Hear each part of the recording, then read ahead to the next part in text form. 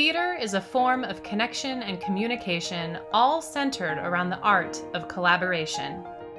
From the community playhouse and educational institution to the many regional theaters, on Broadway and in the corporate entertainment world, including cruise ships and industrial events, collaboration is at the heart of every show, every production. Collaboration is the blending of art and science, of creativity and the production process. It is the dance that happens when artists, technicians, designers, producers, musicians, marketers, and a wide variety of passionate individuals bring their talents together to develop a singular experience. Projects with Jason is one such collaboration seeking to inspire, educate, connect, and entertain through a series of unique, multifaceted experiences which seek to explore the wonderful spirit that is generated when professionals of all backgrounds and experiences intersect with rising theater students and educators, bringing together working professionals and talented students in a crucible of collaboration that happens when you put people together in a room and charge them to create something. The results are very special. This series of works is designed to enrich and inspire students, educators, artists, and all others as we look to connect, be entertained, and grow as artists and human beings.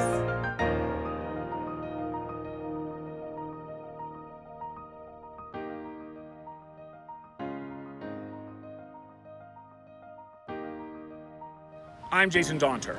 Join me and our Projects with Jason team as we explore the worlds of innovation, design, and all things behind the scenes of live entertainment. Designed to showcase key professionals and enable interactive dialogue between theater students and these artists. Hosted by Principal Lighting Designer for the Disneyland Resort, Casey Wilkerson. Casey is joined by someone who is no stranger to the 4th of July.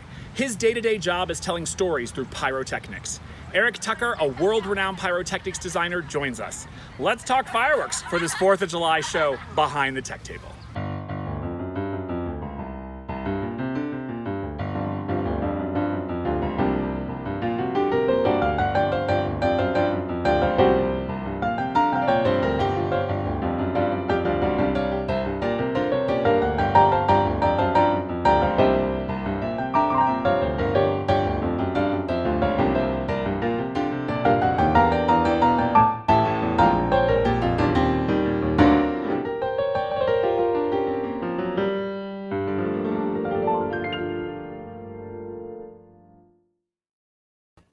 Hey everyone, I'm your host Casey Wilkerson, and welcome to Tech Table, where we bring students and educators together with notable backstage artists from across the entertainment industry. And on this episode, we're going to jump into the incredible world of pyrotechnics. Now, while it's unlikely that most high schools and colleges are using pyrotechnics on a daily basis, it is a career path that's open to you. So we wanted to highlight this unusual, interesting career by talking to someone who has spent his professional life telling stories in the sky. Now, it's been about 20 years since I worked on my first Pyro Spectacular, and back then it was often challenging for lighting designers' lights to even be seen. But in the last 2 decades, the lights have gotten brighter, lasers now come in all colors, and video has become ubiquitous. And that means that many shows have the opportunity to feature layers of design work across a number of disciplines.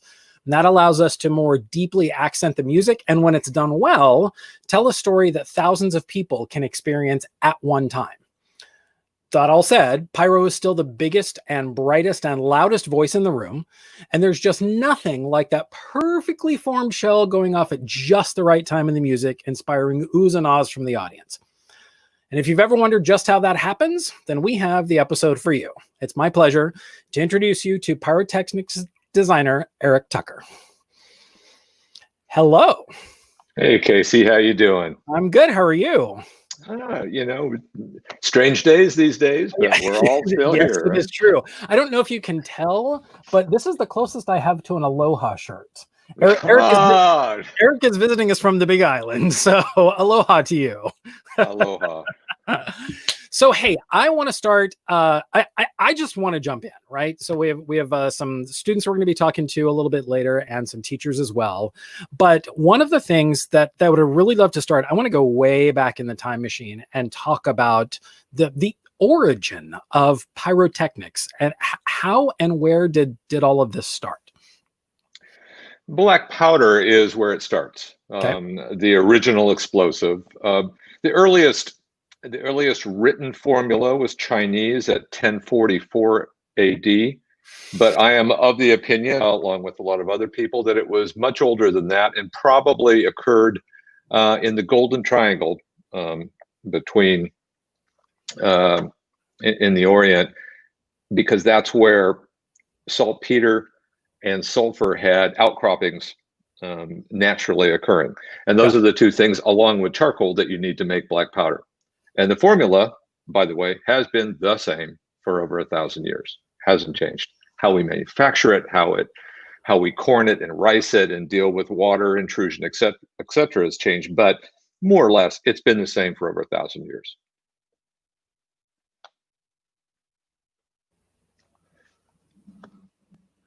All right, looks like we had a little bit of a technical difficulty there. Black powder is softwood charcoal at 15%, sulfur at 10%, and potassium nitrate at 75%, which is the oxidizer. Potassium nitrate is also known as saltpeter.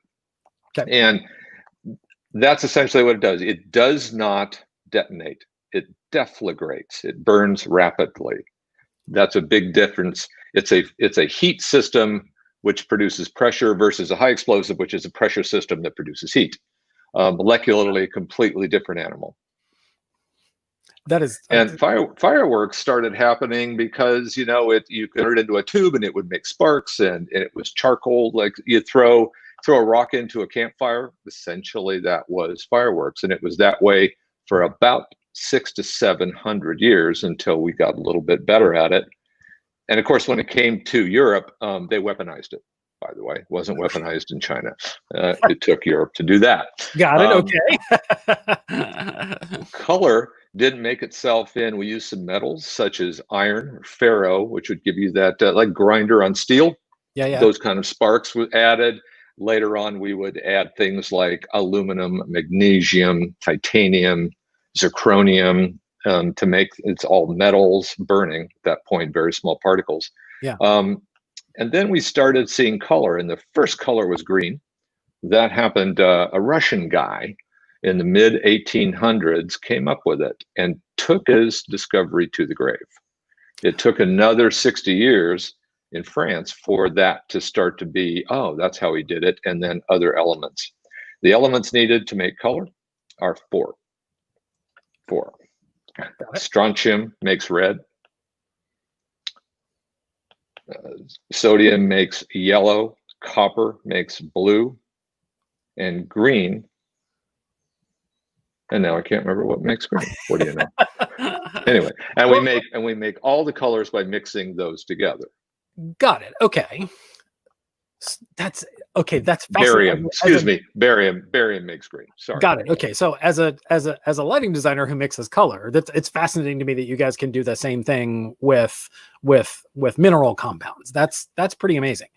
And I'm surprised that copper makes blue.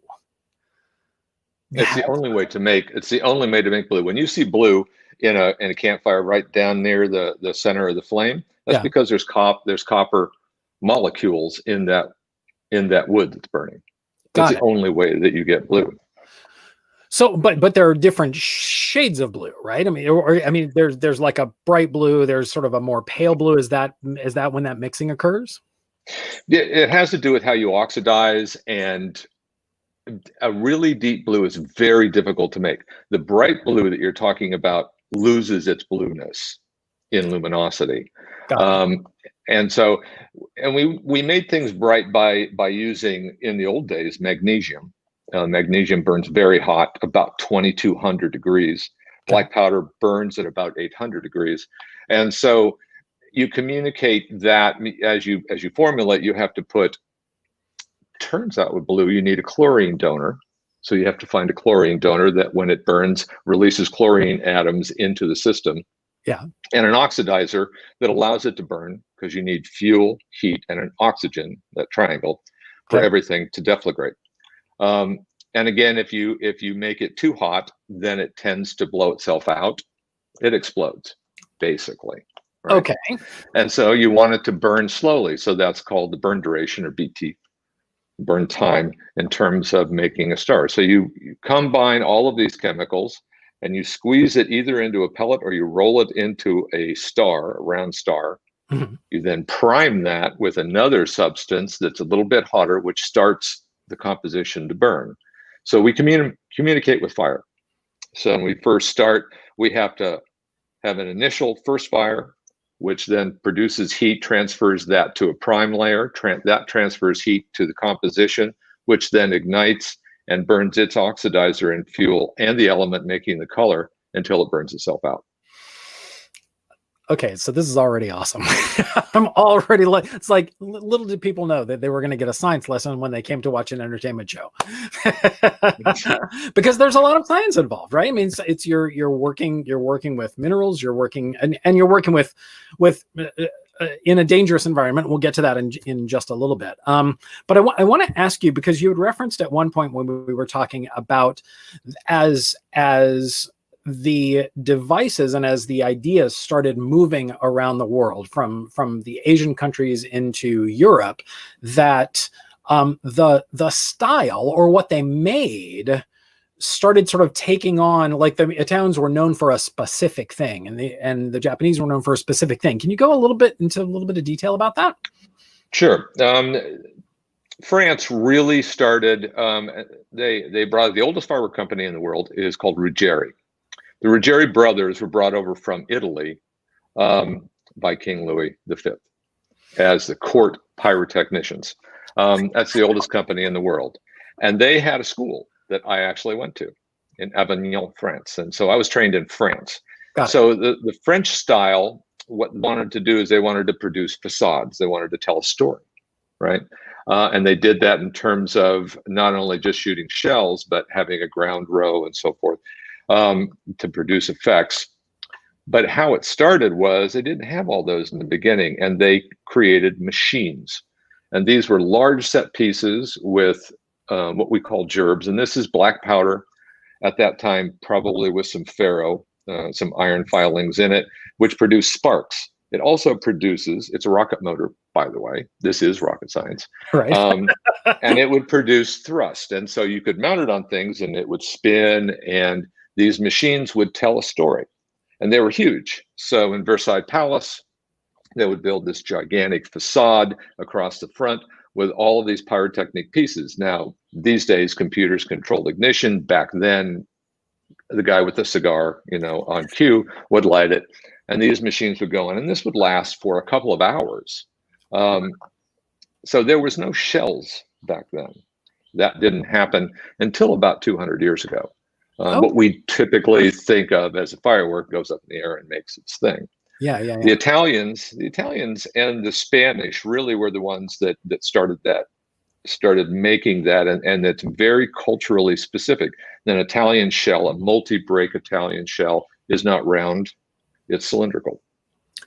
And in Italy, in Spain, they did those as well, but then they started using round shells. In China, they didn't really make fireworks as we know it today. The Japanese picked up on it because of their influence in trade with Europe. And they took floral patterns and they made the most beautiful, to this day, the most beautiful fireworks in the world. And so that's why we now call a certain shell a chrysanthemum or a peony, and it has pistils. And so it's very floral based. And so they had a different style of presentation. They would do sets, and they would essentially build one giant bunch of shells that would go up and would last 40 or 50 seconds. And that would be a set. And then a couple of white shells would come up, cleanse your palate, and then you would sit back and you would consider what you'd seen for 5 or 10 minutes. And then they would do another one, and it would last all night long. And I've been to these shows. It's just amazing to me. But it does not play to the Western audience. because we don't sit back and consider what we've seen. So you've got European styles, you've got Japanese typical styles, and that all came to the United States. On the West Coast, you had Asia. On the East Coast, you had Europe. Oh, sure. And you have families in the United States that did that as well. So that's sort of where we came to this. But really, we had no color and no shells until 140 years ago. Interesting. At best. Okay. So now when we think of an aerial shell, because that is, I think, the thing that most people go to when they think of a fireworks display, is that something, what I guess my question is, was that something that was created intentionally, or did something accidentally happen one day and somebody go, you know? Who knows? We don't know. Okay. I'm going with your second one, by the way. But it's hard to make a shell because so many things have to happen in sequence. If you think about it, inside of a shell, you've got a burst. Well, let's start at the outside. You've got the shell itself. Wait, let me interrupt you for a second, because I want to get to that in just a little bit. Okay. Talking through the details, because I think that's fascinating, and I think and we've got a graphic that we want to show so that people can really like really understand it. I find that to be one of the most amazing things about the field, is trying to, when you're looking at the construction of a shell, to break it down into the small incremental steps. And I think there's a lot of people that don't know about kind of what that means. So one more question about the sort of the influences. Have those, you talk about the Japanese with the florals and the Italians with their influence. Is that something that still persists to this day? Are the various regions known for producing a specific thing, or have they become homogenized? Yes, they're still known for making traditional cultural things. When the European Union, by the way, to go back to answer your first question, how the first aerial shell started was cannonballs with explosive charges inside. That's how that started. See, because it works. It works the same, right? You have a fuse, right? you have a launch, and a projectile. Yeah. I think that everybody has their own styles, but there's some homogenization, because a beautiful Japanese shell and a beautiful Spanish device can live in the same show. They speak different languages, but musically they relate, right? It's all about how you're going to choreograph and interpret the music. Sure. So I think in Valencia, Spain, which is really fireworks central in Europe, everybody thinks it would be Italy. It's not. It's Spain. Okay. About 900 years ago, they had this big pile of furniture and they were going to burn it, and they decided Jesus was a carpenter, and so there's a festival. Boom, a big festival happens, and they burn the chairs. That turns into the fires. It's called the fires, and it is the biggest pyrotechnic festival in the world. It lasts 2 weeks every year, although this year it's been put on hold for the first time in 900 years, by the way. Wow. And so there's lots of things, and it's percussive, and so you've got this big square, and they hang fireworks all over the place. And then it's about a 5-minute thing, and it simply makes noise. It's during the day, and it has cadence. Bam, bam. So it's a percussive system, and it's deafening. So when the EU homologated their regulations for fireworks, which happened about 6 years ago, it said blah, blah, blah, blah, blah, blah, except Spain. Blah, blah, blah, blah, blah, blah, except Spain. So it's a cultural constant, and it's a cultural constant in southern Italy, not as much in northern Italy, and certainly in Japan. In China, firecrackers were used to chase away evil spirits. That's where, for 500 years, they went with this. Got it. Okay. And the town where that happened is called Luoyang, Hunan, which still makes fireworks. And a guy got banished from the capital and sent there, and he figured out if he took black powder and he rolled it up really tight in paper and then lit it, it went bang. And firecrackers were invented there. Right. Wow, that's crazy. All right. So So looking at all of that gets us through history to kind of, I mean, yes, it's the 2-minute version, getting us to what we know now. I've got a little reel of some of the work that you've done, and so we're going to show that because I love the idea that what we do now has ties that go back hundreds of thousands of years. And as much as we think that we're on the cutting edge of technology, in a lot of fields of entertainment, where we're really building on everything that has come before us. And I'm completely fascinated by that. So for those of you who may not be familiar with Eric's work, let's take a look at just a few of the shows that he has designed.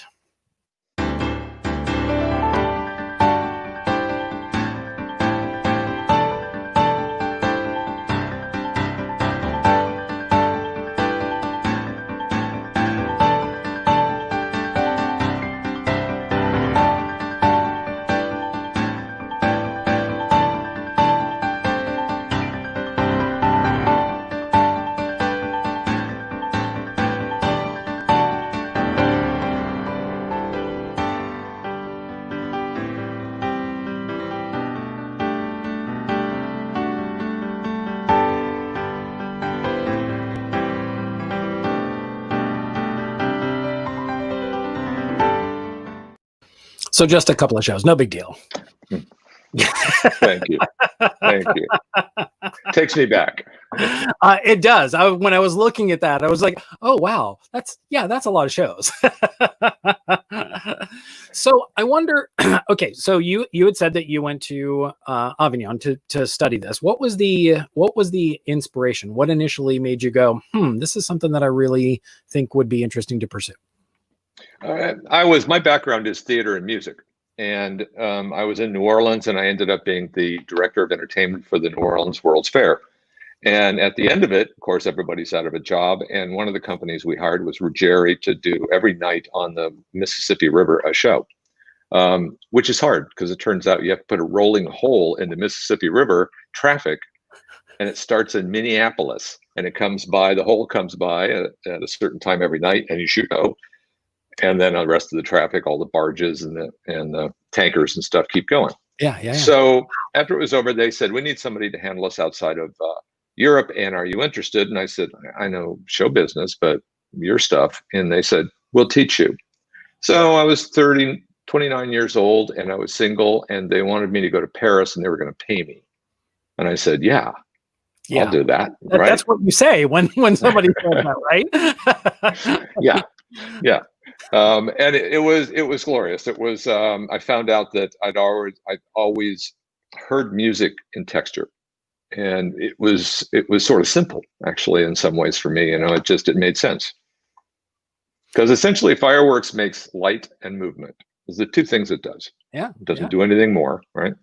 And it has a texture to it and a feel, and it was easy for me to relate that musically. Well, yeah. Now, tell me a little bit more about your music background. We've never really talked about that. Did you studied music, or?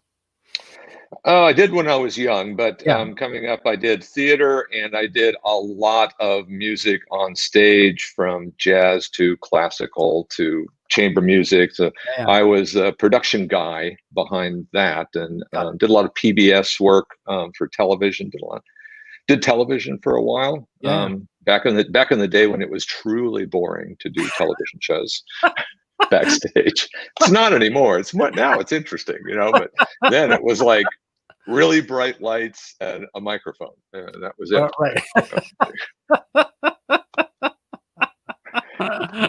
So it's much more fun now. Well, yeah.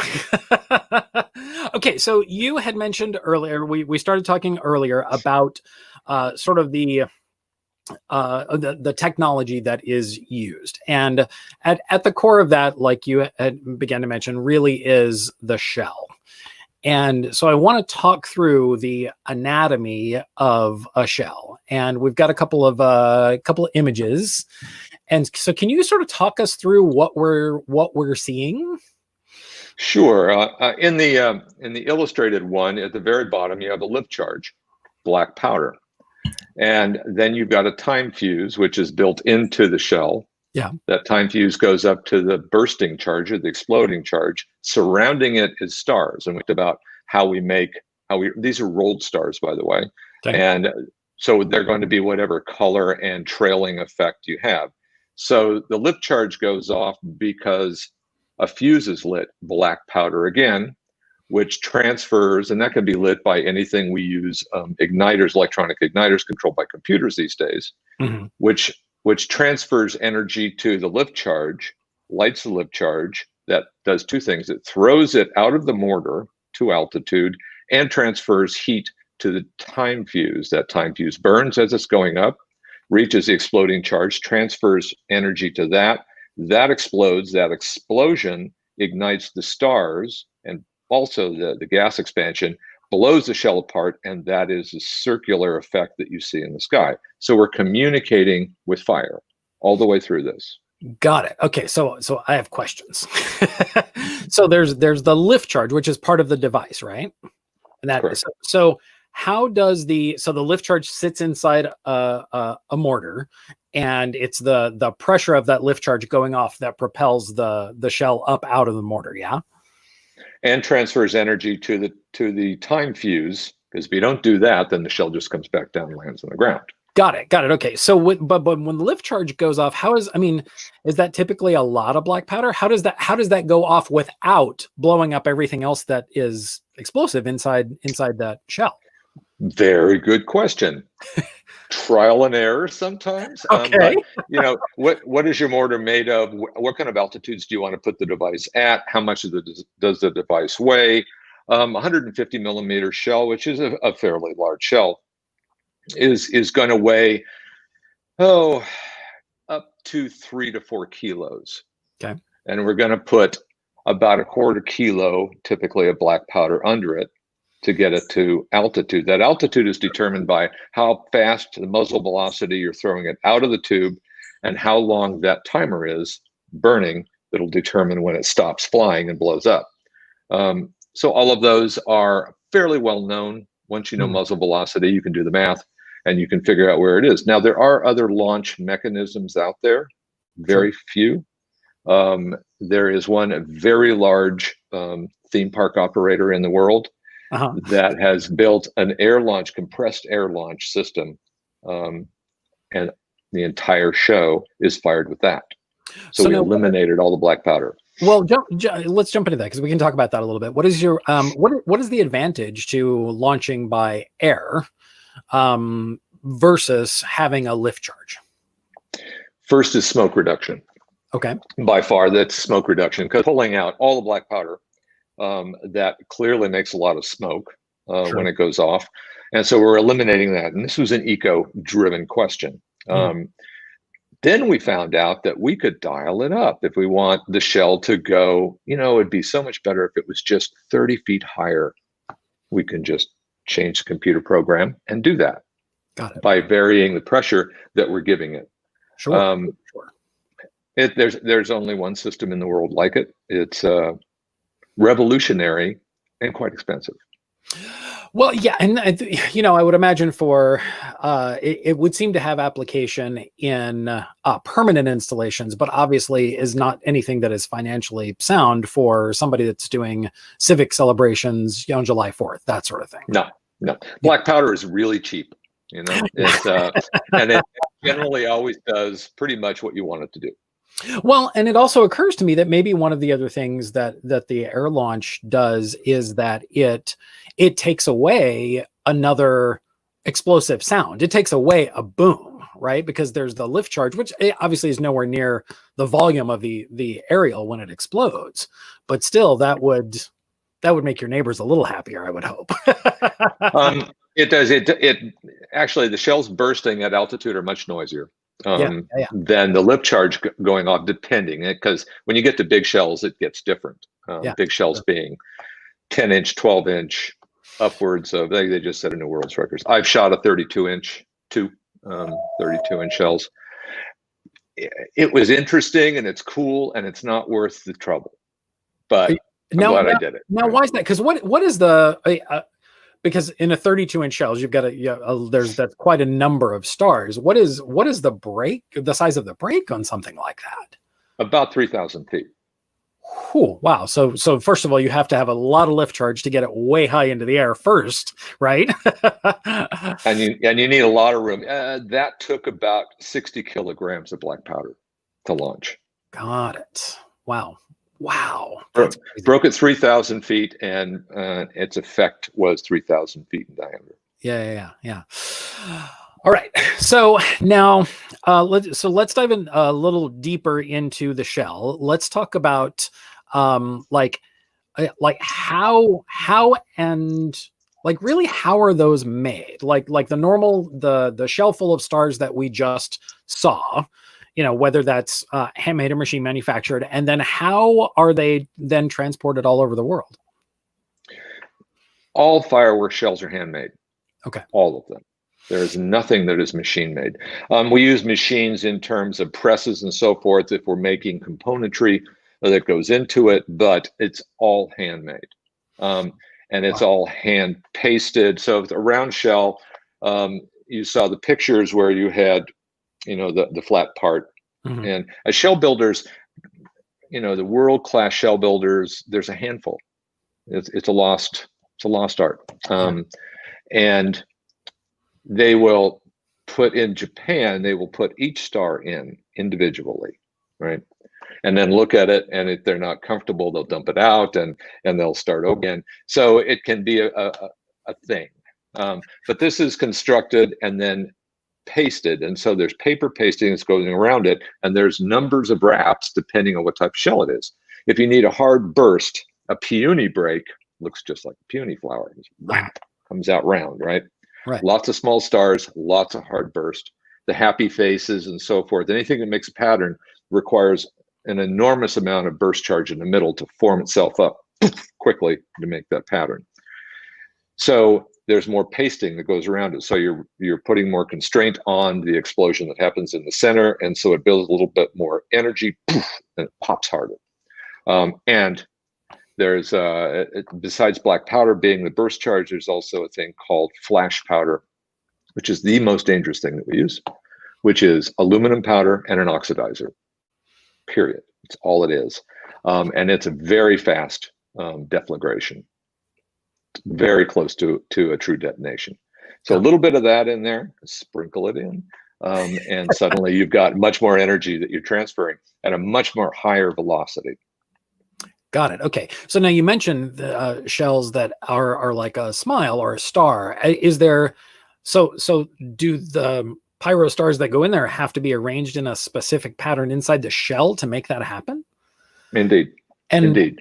And so how does that get figured out? About you have to think three-dimensionally, because it's going to radially burst 360 degrees out in all directions, right? And so you have to think, where do I want this star to go in the sky in relation to this star? And it's pretty straightforward. If you want to make a ring, pretty simple. You just put it around the outside of the shell and it bursts and beep, makes a ring. Yeah. If you want internal things, then you have to vary where you put it in relation to that ring, because it's going to move out at a different perspective and a different plane than the ring if you want it all to set up as one thing. People that are good at it try a lot. You make a lot of shells and you shoot. When I'm doing a new show and we're indenting some stuff, we make stuff and we go out into the field or the patio or wherever we are and we shoot shells. We make notes, we go back, we remake. That's how it goes. And once in a while, we have a mistake that's cool. Right? Right. Oh, how did that happen? Right? We go back and figure that out. And actually, some of the great devices out there is that. Got it. So I saw in the reel that we showed, there's the Sochi Olympics, right? And you've got the Olympic rings. So, that's just a ring shell, right? So how does that, like, say you were sending 5 of those up and you wanted them to all orient to be rings so that they could be seen, but that there's the chance that one of them is going to come out, cattywampus, as one of my aunts would say. Is there a way to make sure that they all go off in the same orientation, or is there still just a certain amount of chance involved? There is a certain amount of chance. It's going to you certainly get close in terms of altitude and placement where you want to put it, especially as a ball shell, because they're aerodynamically stable within themselves. But the problem is the ring's perfect here, it's not here, and you don't know. And without fins essentially guiding it, right, you can't do anything about it.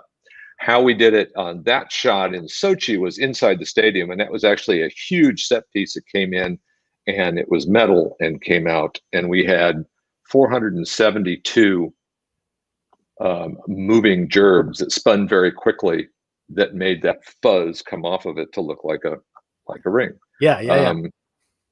That's how that one happened. It was a giant tracked set piece that came in, and it was the geodesic pieces that unfold and make a ball. Oh yeah, essentially was that. So they came in as nothing and suddenly made a ring, and then we spun all of this pyro around it, and that made the effect. Got it. So now when you were talking about, so you talk about the shells, and then the next component then is the mortar or the muzzle that those go into, right? So what are those? So we've got a image here. You can see there's a couple of different ways to do this. How do you figure out, it's like you've got your sizes of your shells, then you've got your muzzles. How do you figure out how something is going to break up in the sky? Because you don't send up everything to the same area. Sometimes you want a shell to break here, and then another shell breaks over here, and then the shell breaks over here. How's that figured out? Practice. Okay. With. We know what the shell is going to do ballistically. We know within 5 or 10% what it's going to do. And depending on the mortar that you use, if you use a short mortar, you're going to have less lift. If you use a long mortar, you're going to have more lift because the pressure wave that's pushing it out allows it to carry more energy at the muzzle. If you go too far, that energy eats itself. There's a point of diminishing return. Okay. Right? Yeah. The pressure bubble, and there's side leakage and so forth. But so if I design a look that's going to have all of these angles and so forth built in. Speaking personally, I design what I want it to look like, and then I go back and I figure out how that all sets up in order to allow that image to be portrayed. Got it. And it's a series of images that also have duration associated with them. Yeah. That hopefully is going to be musically coherent. Sure. So the answer is the old American, everything shoots straight up and just blow stuff up, as one of my Italian pyro papas used to say, is di to salad in the sky. And he kept telling me, do something, tell a story.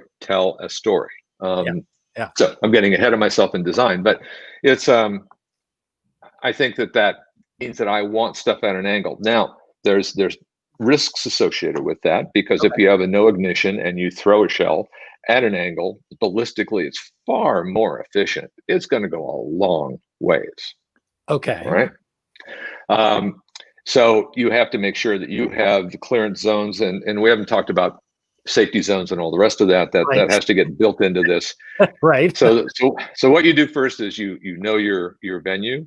You find out what you can do there safely. You develop your firing position. The best thing, instead of shooting at an angle, is if you want a shell to happen over there, put the mortar over there. Got it. So if you can do that, then you can control. And with digital control these days, we can control anything, just like a lighting system. Essentially, it's like a lighting system. Yeah. So we have to play within the box that we have, and have never, ever, ever put your audience at risk. Right. It's real simple. Real simple. Right. Yeah, that was the. I remember the first. I can't actually remember where I was. It was when I was young, and we watched a fireworks show, and it was at a beach, and they were shooting. They had barges out in the water, and I thought, well, that's got to be the best idea ever, just because of the fact that all the fallout's going to hit in the water and everything. But as I got older, I was like, but there's a bunch of people on the barges, and all of that fallout's going into the ocean. And I thought, okay, maybe that's not the very best way to do that anymore. Yeah, it's the safest way to do it is waterborne, Sure. but then you have to be cognizant of what you're putting in the water. Yeah, You know, and it's certainly over the past 10 years and probably the 20 years we've been working on it for a client that you and I know quite well. It's all paper, right? There's no plastics, there's no nothing. It is biodegradable. There is no chemicals in it, you know, that are going to poison the water table. There is no, you know, so there's a lot that goes behind this, and the green movement has caused a lot of changes in fireworks for the better. Sure. For the better. Sure. And we used to use, you know, the fireworks that go out and crackle. Yeah. That noise, right? So that was lead oxide, right? That's what does that. Really? And so we had to go back to the drawing table because everybody loves that. Yeah. And now we use the element bismuth. Oh, okay. And bismuth does the same thing. It is That's an one of the element. active ingredients in Pepto-Bismol. It is. It is. It is edible. It is edible, and That's it's pink. crazy. And it's also pink, right? Yeah. But that's how we do it now. Really? Okay, that's fascinating. All right, so I have to ask you this one question. There is a show that I think you worked on back in the day for a large company, and there was a device that was used, and it was called, I think it was called a Trillium. Is that something? So it launched, but it spun as it was launching. Indeed. And was beautiful. Like the effect was amazing. And I've never actually seen it used anywhere else. It's a tourbillon in France. Okay, got it. A voladoras in Spain. Okay, all right. It's and what it is a hoop, and it has gerbs, little rocket motors on the side of it, which is going to spin it quickly. Inside are vanes. It's essentially a helicopter. And then we use other gerbs that are waterfall gerbs on stage, where you have the sparks falling down at around the outside. And so you ignite it, it spins on a spine and launches itself slowly. It sort of defies gravity. They're wonderful. And I've used 3 ascends in Europe, where it goes up, falls into its tail, reignites, comes up in a different color, falls into its tail, goes up. Just beautiful. However, what happens is that hoop and all of that stuff comes down. Oh, sure. So you got to be very careful where you use them. It's a European style, and we've used them at said place, but they were very small because we were close. We were very close. So we played a forced perspective, and the fact that it was doing what it was doing is like it gets everyone's attention. Yeah. But it's one of those that's a 120-year-old effect. That was pretty amazing. I remember the first time. You know, it's always fascinating and incredible to be in an audience when you see something you haven't seen before, and when you get genuinely surprised. And when I saw that show, that was one of the things that was just like, oh my gosh, I've been watching pyro shows for years, and I've never been exposed to this particular device. And it looked like it was levitating. It was beautifully done. All right. So, hey, we've got some students. I want to bring those in and have them ask some questions of you while we've got you here. So what we're going to do is we're going to bring in our first student, Grace. And Grace is hey there, Grace, how you doing? Hi, Grace. How are you? Hi. Hey, we're having some trouble hearing you. You probably have to speak up a little louder. What is your question for Eric? I was wondering what the biggest project you've worked on is and how long it took to complete the project. In the Olympics, I've done 3 plus the off-year games. Because every 2 years there's an Olympic event. Every 4 years is the Olympics. They take a long time. And we'll start working on those about 1.5 years out, in some cases 2 years out. And then you go live somewhere. Some cases it's really nice, some cases it's not, depending where it is. But you're there on site typically about 6 months by the time it's all said and done, because you're not only doing the Olympics, you're also doing the Paralympics, which is the handicapped Olympics, which turns out to be really cool.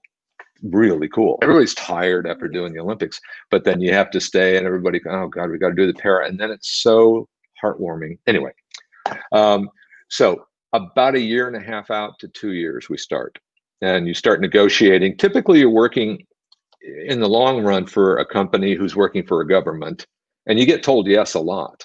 They don't tell you, no, you can't do that, right? It's, I need all of those streets cleared. I need that freeway to stop. I need that. Those kind of things happen for you in Olympics, but that takes a long time to sort of walk through. Because it's live, true live television, and you can't screw up. You cannot screw up, right? There's very little real live TV anymore, and this is one of those. It's a if you like stress in your job and immediate satisfaction, this is what you want to do. Thank you, Grace. So, hey, I want to tag on to her question. So, the timeline, there's the timeline from when a production entity reaches out to you and says, hey, would you like to do this? And that happens fairly far out. Is that driven primarily because people are trying to sort of line up their ducks, or is it because people understand that these types of devices in the numbers that you're ordering take a long time to produce since everything's done by hand? No, I don't think that the clients, God bless them, have any idea what it takes to actually do that, to bring it there. Unlike lighting, here, I'll poke at you. Unlike lighting, every time we use our effect, it destroys itself. So we don't get to turn the light on, right? It's self-consuming. I think a lot of it takes, because we need a lot of real estate. If they want, in their minds, if they see something gigantic, this means we're closing roads, we're evacuating. I did a show in Houston where all the tops of the buildings in downtown Houston, it's called Power Over Houston. Yeah. And we had to evacuate downtown Houston, evacuate, right? We did it 3 years in a row. Every year I said, I'm never doing it again. And next year I'm back. But those kind of things take a lot. And it's, you're working with the state fire marshal. You're having those kind of meetings where, you want to do what? And this is how we're going to mitigate safety. And this is, so there's those kind of things. To the product themselves, we typically need, if we're inventing something, it takes longer. If there's a specific thing that has to be, nobody's ever done it before, and we have to figure out how to do it, that takes a little bit longer. But once we decide that, it's about 6 months, if it's a large project, for that product to be made, tested. If it's never been made, it has to be tested by laboratories, and it has to be given a hazard grade. That can take up to 2 months. And then it ships as a hazardous good to another country that it also has to be approved for. So by the time you're done, figure 6 months to 9 months door to door for a large project. Got it. Okay. There are some exceptions to that rule if we're using special effects. That's a different discussion. Special effects is a little bit, stage effects and movie effects are a little bit different in terms of how we deal with them. Sure. But in general, the big project, 6 to 9 months. Got it. Okay. All right. Let's move on to our next students. Let's bring in Jack. Hey, Jack. Hey. Hi, Jack. So pigging off of those like special effects and those stage effects that you were just talking about, whenever you use those, how do you either mitigate the effect or use the effect of the light from the fire, that warm light, to either influence a scene or to paint a character in a certain light, or sort of that sort of unconventional use of the pyrotechnics, not just the flames, but also the light that they give off and the smoke that they give off? That's a great question.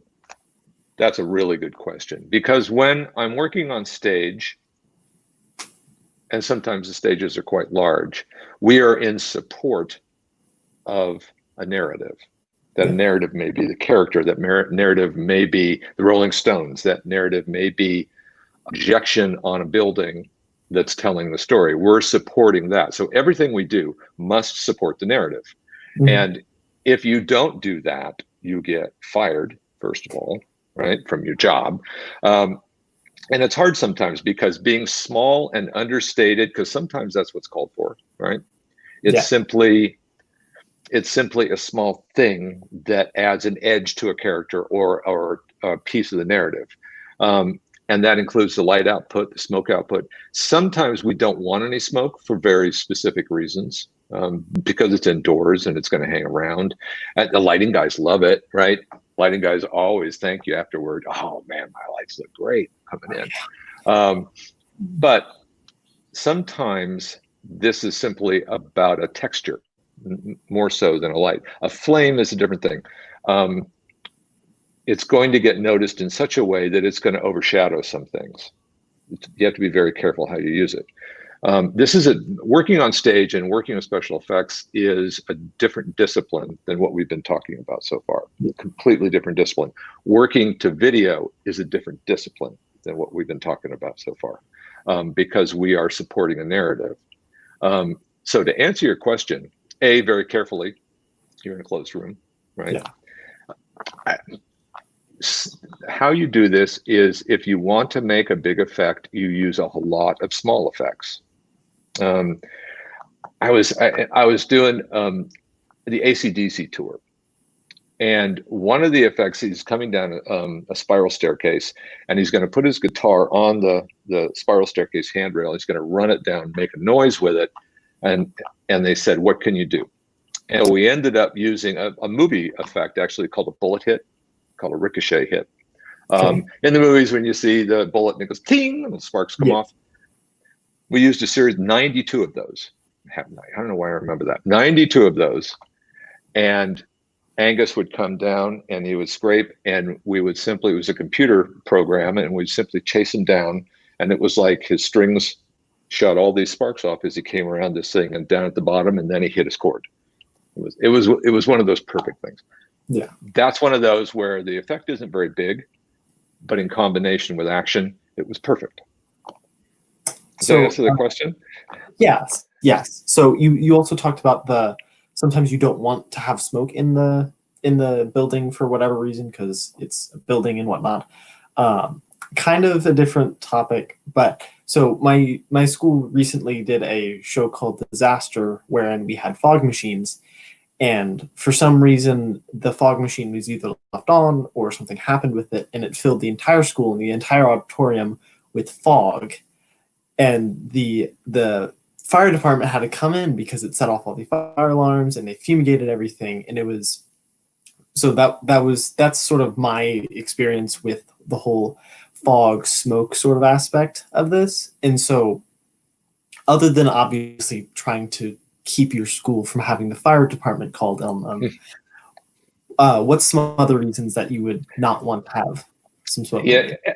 By the way, that much ethylene glycol, that's serious, man. Nice job, whoever did that, right? The original stage special effect was a flame effect called lycopodium. It is still available, and it comes from Czechoslovakia, and it's actually a mushroom that is dried and then powdered.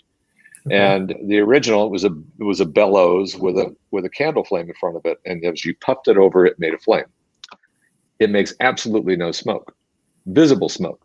It is making smoke in wavelengths that you don't see, but you're not smelling it, you're not tasting it, you're not seeing it. In general, we try and reduce the smoke all the time, I would say. If we're doing something at a theme park that happens every single night, and we've got other players where you've got lighting and lasers, and more importantly, you've got a video overlay. Almost every single project I do drives to video at this point. We're SMPTE code driven, and we're driving to video, which means if we make too much light, we hurt the video. Yeah. They are the star of the show, right? You can't tell your story without the video playing.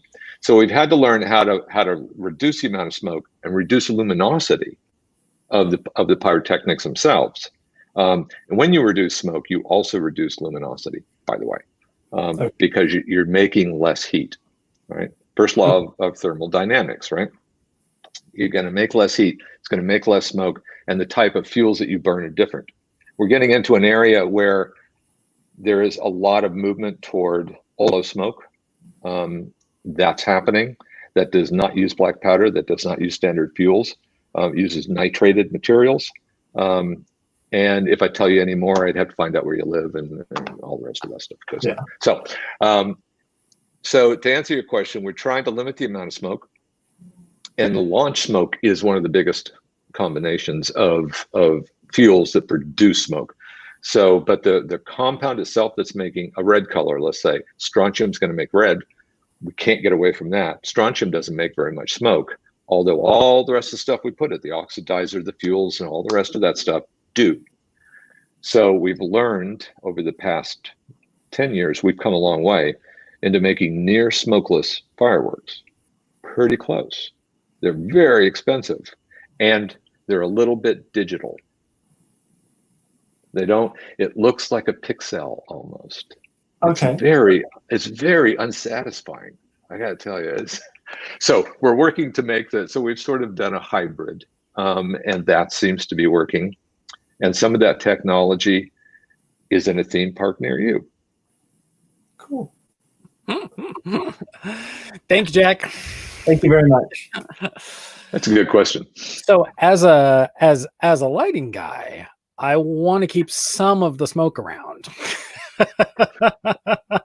Right? I mean, you know, it's like I remember when one of the shows that we were working on, and there is this other effect in the show, and that effect was producing a lot of smoke, and the producer and I was lighting up the smoke intentionally, free and clear of pyro, and the producer said, as they were watching it one day, they were just like, oh my gosh, I love the way that that's lit up. I was like, I will take any surface I can get to throw light onto. You know, especially working at these at a big scale, it's hard sometimes for what you're doing to read. So you're just looking around all over the place going, well, there's some trees over there. Oh, that thing made some smoke. I'll light up the smoke. So yeah. It's interesting what's happening, and depending on the atmospheric conditions, what we make when we're not making smoke with newer technologies, what we're making is water droplets. Oh, that's the output, right? Mm-hmm. And so if you've got a very humid evening, it's going to sit for you. But then it sort of goes away, and that you don't get that kind of hang around building that you're working on that you used to get. Yeah. But also it causes problems with pyro because lighting has become so much more powerful. You and I have had this conversation, you know, hey, you're backlighting me. You're backlighting my smoke, dude, you know, and it's stepping on my next sequence, right? And so it's the cool thing is that we act as an orchestra now, you know, and that we're I mean, I think one of the interesting things that we found, and I can't remember which show it was, but you know, something gold comes up, and you know, if I'm in white, then it's just messy, right?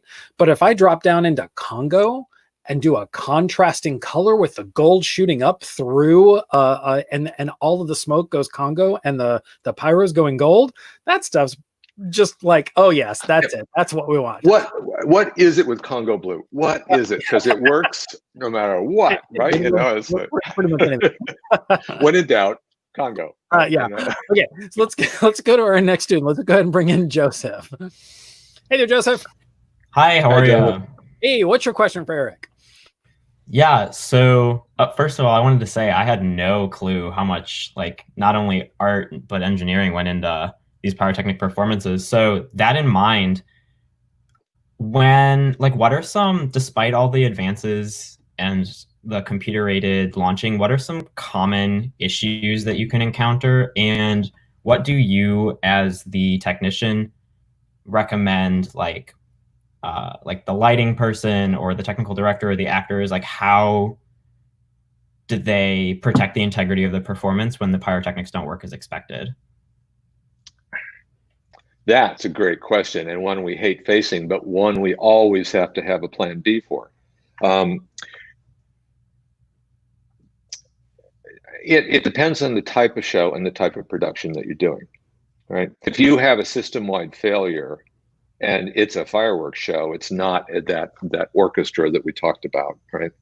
I'm quite honestly, I'm more interested in working as a jazz ensemble or an orchestra. I like working with stories and lighting, and it's much more satisfying to me. So in that regard, you can normally get through. We have very few failures, by the way, if you're careful about what you do.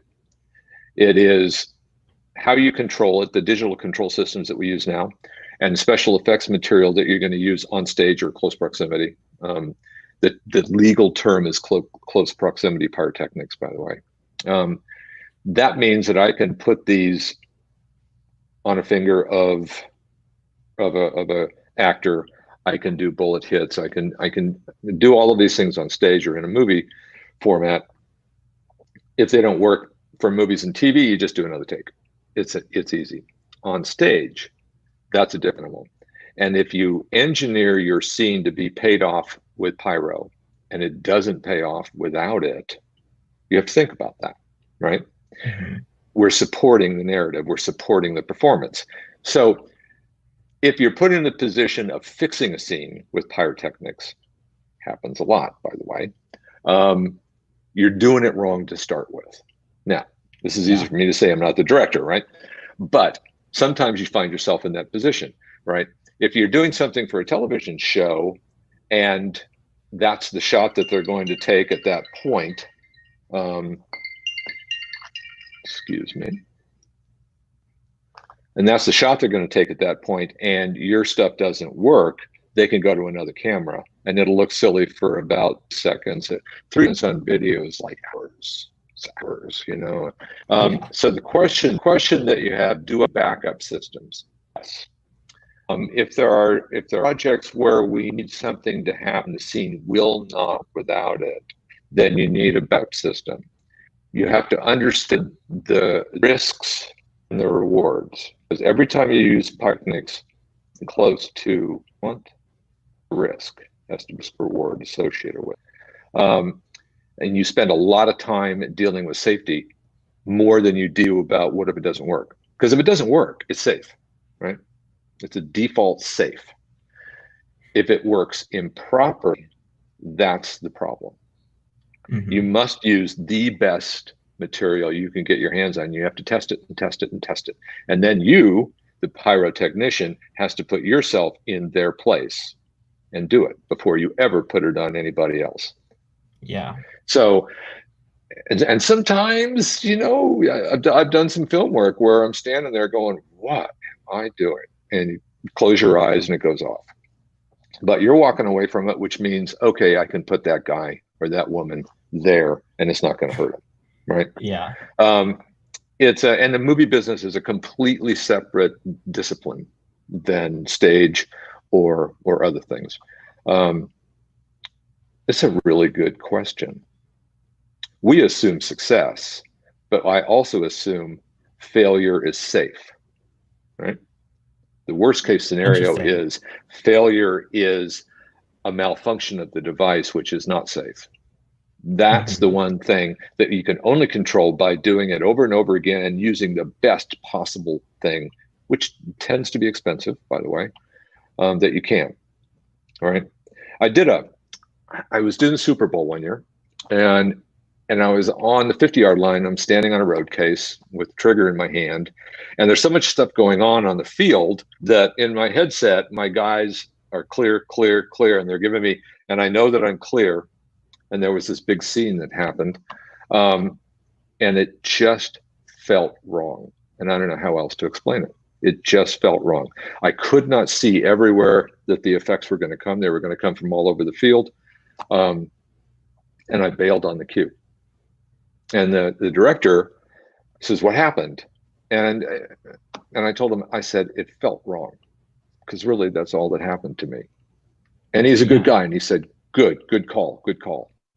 And all my guys came back and said, why don't you shoot it? I said, I just couldn't shake it, right? It's happened to me 4 or 5 times in my career where I just couldn't pull the trigger because something was wrong and I didn't know what it was. And you have to you have to be brave enough to not do it, and then to look at your client and say, felt wrong. Yeah, that's really insightful. Wow. That is crazy to think about. I know. I didn't even think I'd consider anything like that. That's crazy. Thank you. Right? I've done some crazy things that just on the surface seemed like the stupidest thing in the world you could do. But, you know, we did all the engineering and stuff, and I went, oh, okay, blam, and off it went. But once in a while, again, it's happened a number of times to me. That's the biggest one, where I just bailed, and I couldn't give you an answer why. Wow. Well, but you're listening. But I knew I was safe. Crazy I was safe perspective. not to do it. Right. Yeah. That was safe mode. Awesome. Thank you, Joseph. Thanks, you. Joseph. It was wonderful. So now I'm gonna go ahead and date myself, because the first pyro show that I ever worked on was as an assistant tech director way back in the day, was a Disney spectacular called Believe There's Magic in the Stars. You might be familiar with that. I am, yes. So that was in celebration of the 45th anniversary of Disneyland. And I remember seeing the ads for it, because they actually came up with the greatest tagline back when we were printing ads in newspapers. And it was the logo of the show. And then the tagline was, "A show so big, only the sky could hold it." And right. That's good. That's good. Yeah, right. So, but I've never really thought of it that way. And in all the shows that I've done since, I just love working at that scale, because the challenges are so unique. Because I think first and foremost, the challenge for us is, how do you tell a cohesive story on such a large canvas, right? So what are the, so my question is, what are the types of things, like when you get a music track, what are the sorts of things that you're looking for that you can hang your hat on, so to speak? It's about pace. Well, first of all, you start with the venue. What can I do here? Yeah. How many positions can I use? You know, what kind of movement can I create? And be allowed to do it, and somebody's going to sign a permit that says I'm allowed to do it. So that happens. There's a budget consideration, blah, blah, blah, blah, blah. But really the creative part of it is there's music that simply speaks to fireworks. But fireworks are a very limited medium compared to music. Music is unlimited. And there's things that we do better. I did a show one time to Philip Glass. Ooh, that sounds because I wanted to, and it was pure ego, and I talked the client into it, and I did it, and the crowd went, "That was interesting," right? You know, but I wanted to try. I wanted to stretch, but quite honestly, it was an ego-driven decision. And when I'm doing my job correctly, it looks easy. It looks like anybody could do it. It looks like the movement and the colorization and the texture matches the music, and it looks exactly what you'd expect. Yeah. For that musical note, right? And then if you can lull people into, oh, okay, then you can surprise them. Yeah, musical retards are a wonderful mechanism for me, because, you know, I can sort of suck it back down and then come back out at you. Mm-hmm. If it happens more than once, there's an expectation that from the audience it's going to happen, and then you don't give it to them, you know, and step it back, and lighting comes up. You know, music is untethered, you know, and the only limitations really is what I can do and what the site will allow me to do. Sure. I mean, I can hit every single beat. When computerization happened, and I started working with computerization because I was coming out of theater, and we already controlled lighting with computers and so forth. Mm-hmm. I don't want to date myself too much, but analog computing, right? Right. So we built the first computer system, and it has associated with it, because you can get complicated with it, and there's explosives attached to the end of all these wires. Yeah. Right. And programming becomes, you need to pay attention to things, and there needs to be safeties all the way along. But what it allowed me to do is I could touch every single note if I wanted to, which led me to the Philip Glass debacle. Right. I can do that. Doesn't mean you should, right? It's the space between the notes, right? And there's sometimes leaving breaths, and there's wonderful, the Japanese komuro is a type of shell. It's everybody's favorite shell. It's that gold shell that just unfolds and comes down and falls. And it's like a gold lame coming out of the sky. It's called komuro. And it's a device I would never change. I would never modify. It's just beautiful in itself. And it's going to last, a big shell is going to last 7-8 seconds in the sky. It's going to sit there, right? Yeah. Sometimes you just need to do 1 or 2 of those and let it sit and let the music wrap itself around the paint you just laid up there, right? Yeah.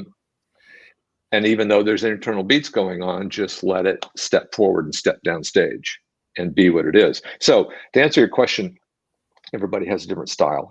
Sure. We've all learned with computer control, we can do things that we never should have done. Same, right? Same. Just So because they're called moving lights doesn't mean they have to move. and I'm lucky enough, I get to work with composers on a lot of stuff, right? And I get to say, this is, they'll what do you think of this music? And I'll come up with some fireworks, and we'll actually look at videos and stuff, and they'll change their music so it matches. Yeah, that's awesome. It's very luxurious, right? But other times, there's a really, one of my friends is Gavin Greenaway, who's a wonderful composer. Hans Zimmer, he was Hans Zimmer's guy for 20 years. Wow. And we're working on a show together, and he said, it's the space between the notes, Eric. What are you doing, right? You're stepping on me. And he was right. And it taught me to step back, right? And let the music, because the music is the narrative. If it's just a music and fireworks show, then use the story, right? And I think it takes people places. And if you're careful about how you do it, you can take people on a trip, right? On a voyage that has a beginning, a middle, and an end. It has an evil section. It has a romance section. You can go through all of those moods and come out the other end and if you do your job well, if you do your job really well in fireworks, people cry during parts of it. Yes, that's true. It's hard to do, but you can get there if you work hard. So did I confuse that question, or did I answer it? No, you got it. All right, so we got one more student who has got a question for you. Let's bring in Anna. Hey, Anna. Hi. Hey, what's your question? Anna. You would like to create or develop to tell stories? Boy, that's a really good question. Sometimes it's not a pyrotechnic, right? Sometimes, so on your question, does it have to burn for me to answer that question? No. Good. Okay, that matters, right?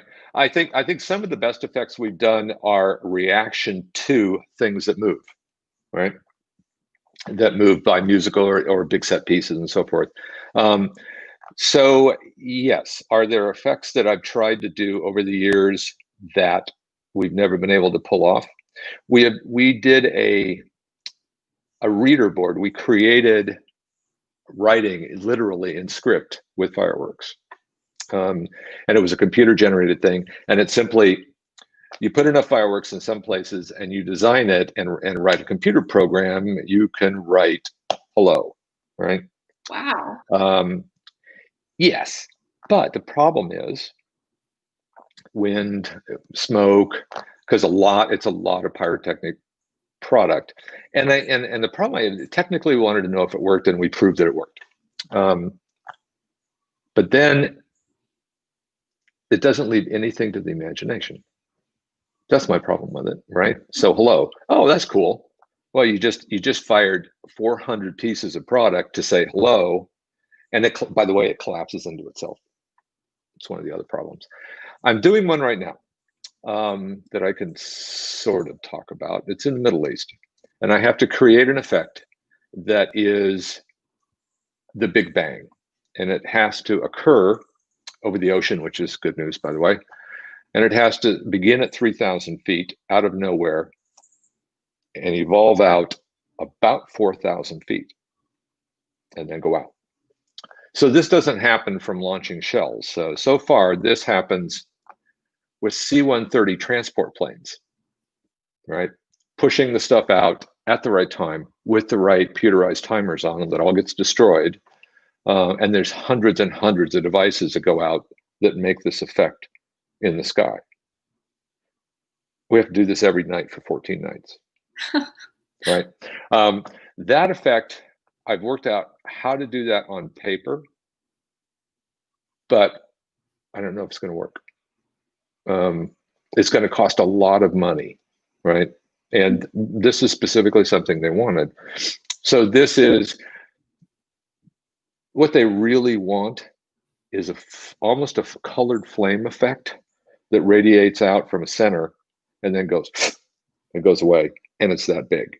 Oh, wow. Right? And it's that big. So we figured out how to not do it because it became a fuel air bomb and it was really dangerous, because I had to go get military guys involved and say, okay, if I do this, and so now it turns out to be something else, which I think I can do, but I've had to go explain it to the client. It's not going to be kind of what you think, but it's going to be so cool, it's not going to matter.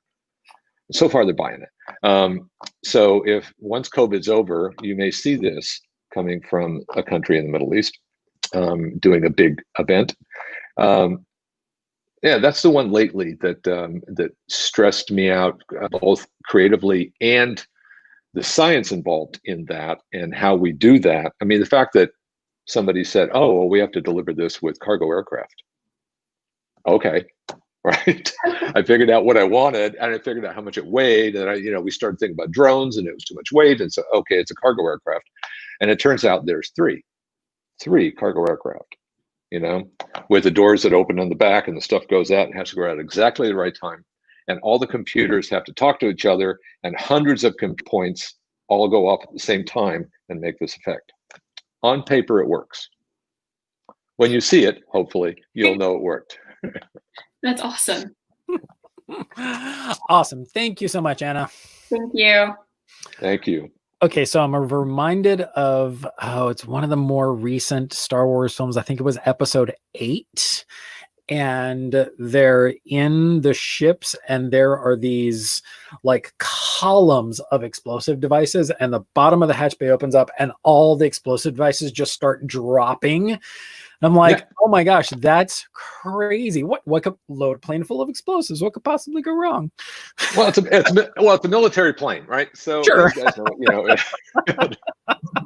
know, military plane of the country that we're working for, right? So you get But what I think is cool about that is that somebody comes to you with an idea and says, how do you do this? Because, we do get this question all the time in our disciplines. It's like, we've never really seen this before. How do we do this? And the fact that you were looking at a bunch of different ways, not just how can we do this with aerial shells? Because that's not the question. The question is, how do we do this? How does this happen? This seems like it might be impossible, but if we were to try it, how would we do that? I think that's great. It's one of the problems, I think, on some of these larger shows where you get a rendering, right? And your client says, what do you think? And I said, wow, it's that pesky physics thing's getting in the way here, right? Again. And then you ask them, have you shown this to the Crown Prince? Yes, I have. Okay. So now we got to figure out how to do it, right? Right. Once he knows it's good. You sold it. Yes, I did. Right. It's sold. But then it stretches you because you got to go out and figure it out, and you find the answers in the strangest places. In this case, I went to defense industry. Yeah. The pyrotechnic part of it, we know how to do that. Yeah. We know how to make the color. We know, but how do I get it where I want it, when I want it, in the sequence that I want it? That we had to go to the defense industry to figure out. That's crazy. I hope that all of this ends and that ends up happening, because I can't wait to see that. All right, we have a few teachers that we would like to bring in. Our first one is going to be David Hastings. Hey, David. Hey, David. Hi. What's your question for Eric? Well, we've been lucky enough to use some, after hearing you talk, what you talk about is just amazing. So what we do is so small compared to that. We've had Pyrotechnics in 4 or 5 shows over the last 10 years, and I've been lucky enough to have somebody that had helped a band set things up and had some experience in that. But how do teachers go about getting some training in this to be able to do something like this? And is this something that we could even practice in a school setting some way, so I could teach kids? It's a good question. It's there is no school or degree for special effects. You're talking about stage special effects at this point, Right. It's a rather closed business, right? There used to be some great pyrotechnic schools. I went to which no longer exist. They simply don't exist. So it means that you're working. If you want to do this, you're going to work somewhere, and you're going to get experience to sort of step your way along. The easiest way to do this is find somebody. In special effects, I had a great teacher.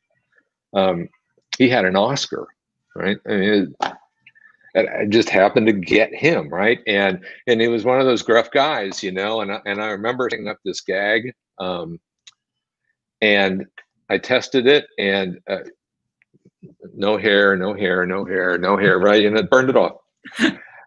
And I looked at him and I said, "Did you know?" And Thane said, "Yeah." But I figured it wasn't going to kill you, and the learning experience was worth the pain. I don't recommend this as a teaching tool, but that won't work. It taught me a lot, right? And so to answer your question, it's the risk of using pyrotechnics. The first rule of special effects is figure out a way to do it without pyrotechnics. First rule. If you can't, because it's much easier and cheaper to do it with pyrotechnics, typically, then you're taking a risk step, right? Because it's risky. It's a hazardous material. It is a low order explosive. That's what you're using. People that tell you, "Oh, it's cold spark," doesn't exist. Sparks aren't cold. It's a lie, right? Sparks aren't cold. Don't ever let anybody tell you that. And on stage, you're using small effects. And so the kind of trouble you can get into is surprisingly big, because it may not be, "Oh, it's going to burn my hand," but is all your set pieces treated correctly, right? Are you using open cell foam or closed cell foam in any of your set pieces? Can a spark get into that? There's all kinds of these questions that I ask going in, and people like me ask going in, because we've done this. We've lit it on fire, right? That's something that, and it's great learning experiences. Now you go in, you ask all those questions. Dust on top of rafters, right? If you're using hemp line systems, how old's the hemp? There's a whole set of questions that we know. Is your HVAC system set up for overpressurization and a top vent if you're going to make smoke? There's ways to repressurize the room, but the HVAC system has to be able to do it. And this depends on how much you're using. Clearly, if it's a small spark generator or a lycopodium flame, that's fine, but it's still on fire. It's still on fire. So to answer your question, somebody has to go out there and work for a while and get some experience. Typically, you have to, in most places, you get a license. Most states, not all, but most. And most states have a separate license for special effects, which is harder to get than fireworks. There's another series, and then there's movie past that. And those licenses take people to sign off. Yes, you have worked on a show with this many shows with me, and you can prove to the fire marshal. And once you get a license, you are then responsible. You're a responsible person. So I have just a quick follow-up then. So if I've got a kid who's really excited about this, and there isn't really a school out there to go to, where do they start? How do they move forward? Typically, people will start with companies that do this for a living, right? And if it's a good firm, then they'll bring them along as slow as possible, right? Because letting you blow your face off like my guy did, typically is not what's called for, right? He was a great teacher. he taught me one lesson that I'll share. We were on set, and it was a big effect scene. There was lots of gags out there, and I had designed it and I built it, and so he's looking at me and he goes, okay, and he walks me over to the first seat off set, and he goes, who do you care most about in the world? And I said, my son, who was 5 at the time. And he says, put your son in that chair in your mind. And I said, okay. And he goes, will you pull the trigger? And I use that on every single show that I do since. And my son is fully grown, gone to college, he's gone, but he's still 5 years old, and he's sitting in the closest possible audience position. Will I pull the trigger? It's still my test. That's awesome. Yeah. Awesome. Thank you so much, David. Thank you. Thank you. Yeah, the difficulty of breaking into the field, I think, is one of those big challenges. There's even these days, it doesn't seem like there's, I mean, it's sort of an apprenticeship, but it seems like there's a lot more sort of on the job learning as opposed to some sort of course or program. All right. It's a difficult one that I get asked that a lot. Sure. And I want people that are interested in it to understand the risks associated with it as well. This is not something that's taken lightly. If you were a rigger, you could go to school for it. Right. I think riggers are crazy, right? They're nuts. But I love that the pyro guy thinks riggers are crazy. Screw loose, man. And bring in our next teacher, Jody. So some of you guys actually who are watching may remember Jody from our show with Aaron Ryan, and she joined us for some questions with him. But we wanted to bring her on specifically because she's from one of the rare school programs that actually has had experience using pyro in their production. So Jody, what's your question for Aaron? Hello. Hey, Jody. Thank you so much for doing this. This is awesome, and it's great to talk to you. Pleasure. So we had the great good fortune of working with a pyrotechnician who was out of Milwaukee for shows a few years ago. Our district changed their rules. I've been in the district for about 20 years, and about midway through, they changed the rules. So no more pyrotechnics on stage, unfortunately. We are starting to sort of ease back into asking. So how do schools go about lining up all of their resources and their questions and their evidence, since admin is very evidence-based, so that they can make the argument to their administrators that, yes, this is safe and worthwhile, and where do they find those resources so they can start building that folder up to walk into the office and say, here's what we want to do and here's how we want to do it. It's a very good question. I'm going to react to one thing that you said, that to prove that it's safe. It's not. It's a hazardous material, right? And if you don't have that in your brain all the time, you have an accident, right? I've had executives at a very large entertainment company ask me the same thing. Well, is this safe? No, it's not, right? That being said, I think that it's about what you want to do and how you want to do it, right? If these are small effects and it's theatrical in nature, and you have licensed people that you trust and that know what they're doing, I think that that's a way to take it forward. And the minute that you start talking about risk reward, or you start talking to risk management people, you're doomed, right? Yes. You're just doomed, right? Because it is a risk reward question. Right? Is the effect worth the risk that you're going to take? And the kind of thing I think that you're thinking about, or you're talking about, is mitigatable. Right? This is our mitigation. This is our safety standards. These are all our default failure modes that are safe. Right? You can walk all of those down, and we have to do that on a daily basis. Right? The fact that it's a school makes it a little harder, I think. Having a professional in there to do it is the key. They're taking the responsibility from a legal standpoint and a community standpoint, but it's your kids, yes. Right? we were really fortunate in working with Dusty. We're between Milwaukee and Chicago, so there's a lot of resources there. He has since retired. So how do schools go about finding those skilled professionals?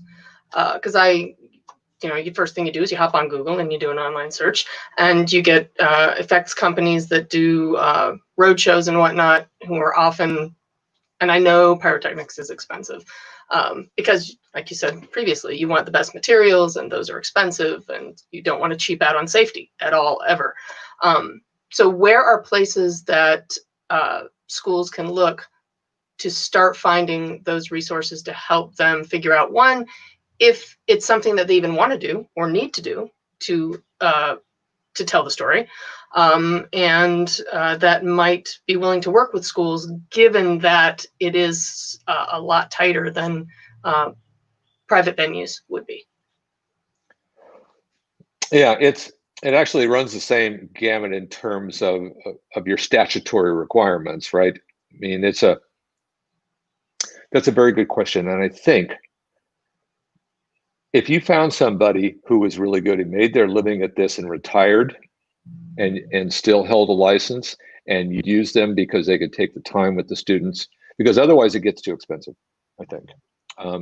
And because by the time you get through writing your proposal for your school, you're going to spend a lot of money, and it all comes down to the human being that's going to design it, order it, deal with the product, knows what it's going to do, the experience levels. If you're going to save money at it, you're going to deal with somebody that doesn't have that experience level, or they charge more, right? Yeah. So it's a tough one, if it's a flame effect, that's a different animal, right? If it's an open flame effect, if it's a compressed flame effect, those are different things, but work under the same kind of regulatory issues that we're talking about. We're talking about regulatory issues, and secondarily, we're talking about liability, right? And I think in your case, it'd be perfect to find somebody that's done this for years and years and years and decided, yeah, I'm done with being on the road. I don't want to do it anymore. But working with kids, that'd be cool, right?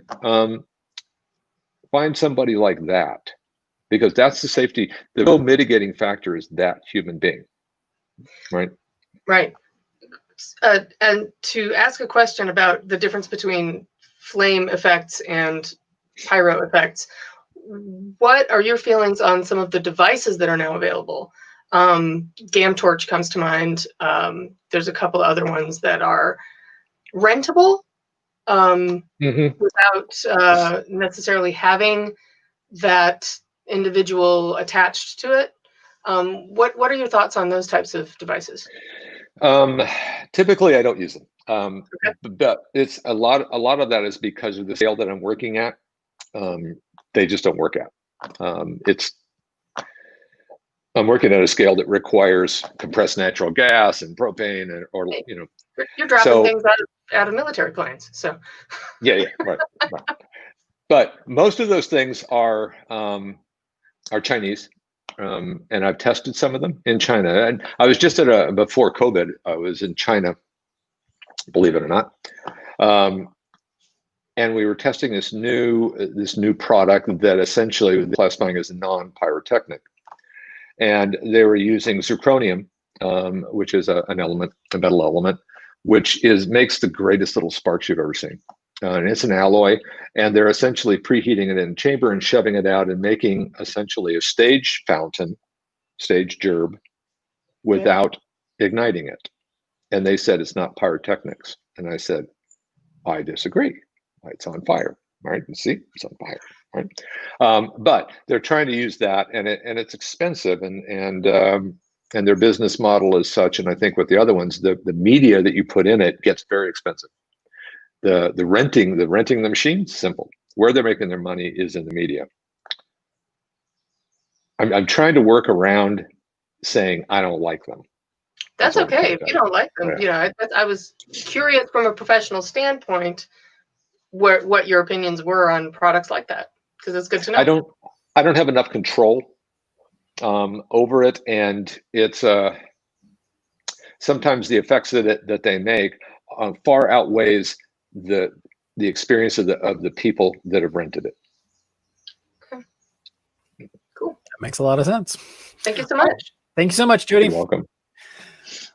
And for our last teacher, we're going to go ahead and bring in Ray. Hey, Ray. Hi, how's it going? Hey, Ray. Hi. Hey, what's your question for Ray? So mine's a little bit of a two-part question, and kind of has evolved a little bit as I've been watching this. First of all, I'll never watch a fireworks show the same way again after learning all the science behind it. I think it's fascinating. So obviously, fireworks are all about the spectacle, okay? But you know, with design and theater, we talk about making sure that those designs stay true to telling the story. And complement all of the other elements in the production. So how do you kind of keep the spectacle from overwhelming the overall performance? And have you ever had a moment where you look back and you go, you know, I thought that was going to blend in nicely, and it just kind of detracted from it? I love this question. I love this question. I like working with others. I think that it just feels better. It's more satisfying to me personally. But that means that I'm stepping in, stepping out, and the narrative of the story that we're telling, I support that. When I do my job right, even when I'm just working the pure music, I'm supporting the music. If I keep my brain in that place, then I tend to do the right thing. The hardest thing to do with fireworks is to be small and delicate. It's very difficult to do. But it's doable. I think that if you overstep, you haven't done your job, right? If you're trying to tell a story, and I get in the way of telling that story, then I should get fired. That's not my job. My job is to support it, right? There's some things I did to name drop. I did Rolling Stones for a long time. Ooh, nice. And this is one place where the road manager told me, I kept being careful because I've worked on stage my whole life, and I'm trying to support. And he came up and he says, "Mate," says, "you cannot upstage the Rolling Stones." And he was right. He was right. He's just be as big as you want, be as weird as you want, go for it. And he was right. They literally stood up to whatever I did every time. Mm-hmm. But I think that's an exception to the rule. And most of the time, I'm more proud about when my touch is light, when it needs to be. Because it's hard when right. You light something afire, right, in a closed room or in the sky over a city, people notice, right? It's hard. It's hard to But when my touch is light and it matches, then I've done my job. It's hard to do that. You have to know how it's made. You have to understand a little bit more than I'm buying a shell because I have a license to do so. Mm-hmm. I want to know where it's made. I want to know how it's made. I want to know the guy that made it. Right. Yeah. And it's always a guy. There's very few women. There's one woman in China that I work with who's being taught by the best shell maker in Japan, who's moved to China. I have high hopes for her. Cool. She's great. I think she's going to be great. Nice. Yeah. So does that answer the question? That does. Thank you very much. Thank you, Ray. All right, so I've got a couple more questions for you. I want to talk through a little bit. So you had said back in the I want to talk a little bit about the tools of design, and you had said back earlier in the hour that one of the first things that you want to do is find out where you can place all of your devices. So that means you have to sit down and draw some sort of a plot. Yeah. Mm-hmm. And it looks something like this. This is Jakarta. Okay. Yes. All right.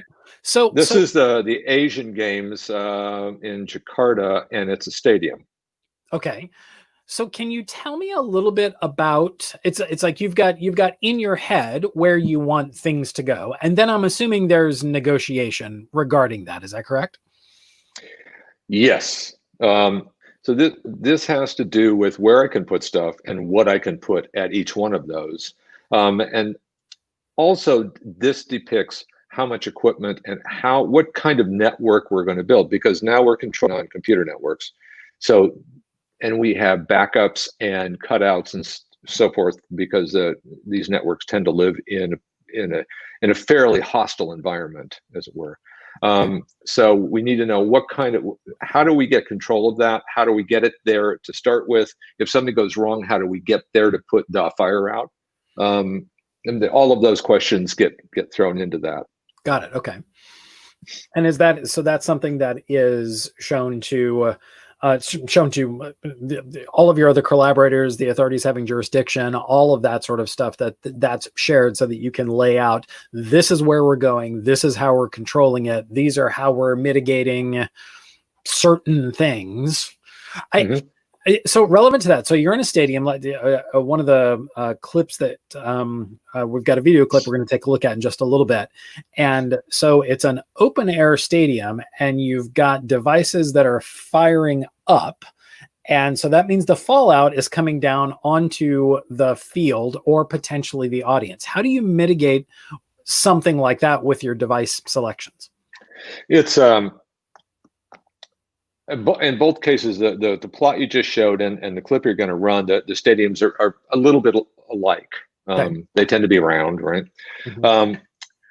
And when we go atop a roof like that, we know that we're going to have 40, 60,000 people in the audience. So the product must be special effect grade. Okay. Has to be made to that kind of specification. And we work hard at testing and so forth.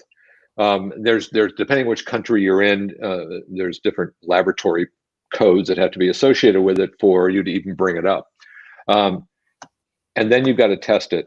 And in all of these cases, those 60,000 people sit there, and that's also the camera view, right? We'll talk about video and how it's designed for video a little bit later. Yeah. But the answer to your question is everything we do off those roofs, the hardest thing is to take a special effect and make it look like a firework, right? And we do that. I know that sounds sort of there's a non sequitur, but actually it isn't. The stuff that we make for use very close to people, for movies to etc., is very expensive, but it's very surgical in terms of what it does. And I needed to have some heart. And I needed to have some texture in order to do what we want to do. And it needs to look like a firework because that is the expectation. Sure. Right. As we do that, we developed these products, like you've seen, that end up looking that way. And we use a lot of positions to make a big effect. So a whole lot of products to make one big effect. And that means we have control over it. And that means we also have musicality. It means we can do things that typically you can't. It's expensive, but that's how you do that. Got it. Okay. All right. So now one of the, I can't remember what show we were working on, but you had this previs program that you were using. And I was fascinated by the fact that so many disciplines are using previs now. So first of all, what got you into previs? And then the second question out of that is, how close do you find previs is to what you ultimately end up seeing in a show? I started using previs because of video directors. Got it. They've specifically changed the world, haven't they? And because I'm tracking to time code and I'm going to do stuff and it's expensive and the director wants this to happen at that point, there's no reason for me to do that if the camera is not pointed at me. There's no reason to spend the money, because that 60,000 people in the audience are props. Yeah. They are props. What's in a camera is what you're getting paid to do. Yep. So, so that meant that we had to do previs, and what you're going to show is specifically a one-camera previs for a video director in Azerbaijan. But how real is it? Pretty real. We've gotten pretty good at it. It's hard. It takes a lot of computing power. I think one of the risks is if you don't get it to work in your previs, you can get it to work in your previs. That doesn't mean it's going to work in reality. You have to be honest. because it's animation. It's light particle generation animation, Right. and you've got to be honest with it, right? And I think that, and it also shows you with these complicated shows that have a couple of hundred firing positions and 10, 12, 15,000 cues in your show. Sometimes you'll be doing something and you'll see one, oh crap. It's a mistaken programming, right? That helps a lot, right? That helps a lot, right? And so you get to like figure that out before you load it and shoot it. Yeah. But the biggest reason is to communicate. This is what I'm doing. Am I doing the right thing? Am I in the right palette? Am I creating too much light for you, etc.? And that came down to video directors who kept missing $10,000 moments. You know. I can relate. I've done a couple of those where it's just like, and they're going to cut to camera now, and they're going to cut to, and then they didn't. Okay, great. Yeah, that's the one. And I think also when you're working as an ensemble, right, with you and I and a video compositor, and all of us get together and we're making a show. How do the good news is we generally trust each other. It's a small group of people. We all know each other and we trust each other. But how do you communicate back and forth, right? Sure. How do you not need 12 rehearsals? Can we do it in 8? Yeah, let's do it digitally for a while, right? Yeah. And then somebody's going to say, well, you really don't need any rehearsals because you got the video. Well, there's that's the risk, right? The risk. It'll look just like it looks in the previous. Well, but I remember, when we've talked a lot about story and narrative and everything, and I remember, I think it was on Disneyland Forever that we worked on, that there was this moment where there was we had just added a bunch of beams. That's the year that we added all of those moving lights on top of the castle, and I had all that glorious smoke to light up, and there was this moment that the lights were much brighter than we anticipated they were going to be because of the smoke. And there was this beautiful break that you were doing behind it. And we looked at, and I don't remember any of us actually getting together to talk about it, but we turned to the programmer and was just like, why don't we peel out before that break happens so that instead of just like fading the lights out or turning them off, there was something that was happening before that was directing the attention inward. So we had the beams up and then we faded them out as the stuff that was coming in from the sides, and then the break happened. And so I think it's looking for those tiny moments where it's like, I don't need to be here right now. Why am I here? I can either drop down into a different color or something and throw the focus to where it needs to be. And I think that's where you get to the point where you're a team of artists and you're actively looking out for the other discipline as well. Yeah. If for me to be successful, we all have to be successful. For you to be successful, we all have to be successful, right? It's what I find satisfying about working in as a group. Yeah. There in that specific show, there was a scene, and we talked about this before, and it's a video image that comes up, and musically everything leads you there, and we're quite busy and everything's building and everybody doing what they do, and all of a sudden, whoa, you have nothing. Yep. And a single image comes up, center, happens to be Doug the dog. Hey, my name is Doug and I love you. Right? And it's perfect because the audience leaned in, right? We've got the audience to lean into us and they've stepped into our story. Yeah. Right. Yeah. And it took no effects. It took no lighting, no pyro, no lasers, no nothing. It took the story. And then we've got you, and then we can go anywhere with you. Then we can drag you around, right? It's I find that fascinating. It's theater.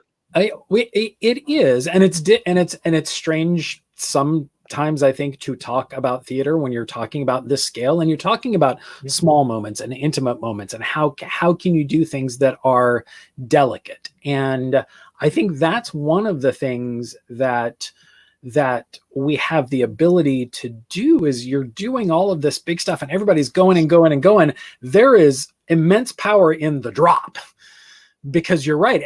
There are people that physically lean forward because they know something's coming next, and then we give them something tiny and one thing, 5 lines to concentrate on, and then we can go back and do something bigger. I love when that all works. And we've had this discussion. The most impactful effect in theater is the blackout. Yeah, in my opinion, right? Agreed. The absence of effects, right? The absence of light, and everybody leans forward. Yep. And there's that breath, right? Whatever you do, you got to leave time for that, right? To happen, right? Well, I also remember there was another show that I think it was Believe in Holiday Magic, which has so many just small, delicate, beautiful moments. Yeah. And there was a moment that I remember. I was only the assistant TD on that show when it opened, but I remember being part of a conversation that you guys were having about, there was one effect that was happening and the pause after it was quite long. And so the question became, how long is right? Is it 3 seconds? Is it 5 seconds? Is it 4 seconds? Does the pyro burn longer? Do we fire it earlier? I just remember this 15 or 20 minute conversation happening out in the street about 4 seconds of a show and about the most delicate, quietest moment in the show. And I was fascinated by that, by the fact that we weren't talking about the big spectacular piece. We were talking about the story piece and what was the right amount of pause after that. It's what people with our audience walk away with, is those little moments. In my opinion, it's those personal moments, those moments that become, if I'm blasting the way, right, making the tosseled in the sky, okay, that's what that is. But that moment that becomes personal and that you hook to emotionally, that's, I'm in for that. That's where I'm going. That's where I want to go, right? Okay, hey, so we talked about the previs. Let's go ahead and do this. I want to roll this clip. So for those of you at home, what you're going to see is it's about 1.5 minutes, 2 minutes, and it's a previs clip that Eric has provided us. And what I would love to have you do, Eric, is essentially narrate us through what is happening, because I think there are a lot of people that, it's like they've heard the word peony or comet or mine, and there's not often an association with what are those things. So I'd love for you to just narrate us through this. Sure. And a reminder that StreamYard will mute your mic, so you have to unmute once the video starts playing. So let's go ahead and roll that video. This is in Azerbaijan, Baku, Azerbaijan, and that was about 600 pieces of product. This is making a big effect out of a lot of small ones. Musically, this is Azerbaijani folk music. What's happening on the field is very specific to what we're doing up here. This is the first European Games. This is an off-year Olympic event that happened in Baku. Very cool place, by the way. My job here was to do something where the cameras could come out and take the long view, the aerial view off of the helicopter, and go in and take it from inside of the stadium. So inside the stadium, if you can put your head down there, you will see me coming in just like that. That's coming over the audience. And total for this show, we ran about just under 6 minutes of total program time in Pyrotechnics, and we were a little over 15,000 cues. So it's very complicated, and it's close. Everything is close. We ended up looking almost exactly like what this looks like. There's about firing positions, 220 something, and so this is just trying to make sense of this music. And by the way, this music is played live with a stem track. There is a live orchestra of people beating drums and playing strange instruments the whole time, playing to a stem track that I am timing to via SMPTE code.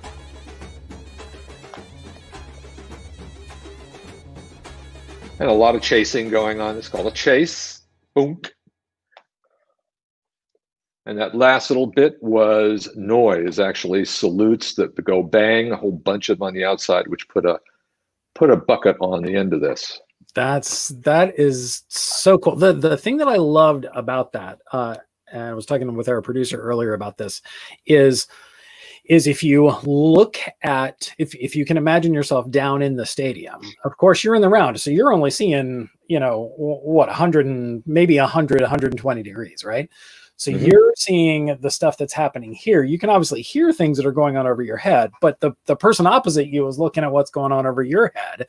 And so to have to think spatially like that. But the thing that I think was so cool isn't that, the music didn't have lots of what we might consider typical pyro moments. It wasn't built to crescendo drop over crescendo drop, right? So to your point, what do you do with that? And I love the fact that you were doing all of the delayed timing fan work.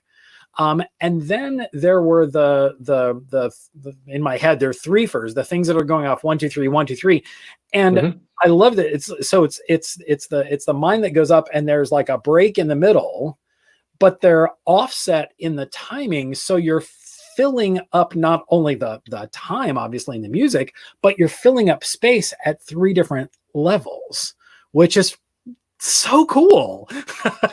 Yeah, it's you have to think 360. You've got, especially with camera, right? So you've always got key camera, and you never break the line, right? I don't know how much your students, you never break the line for a reverse perspective, right? It's the rule.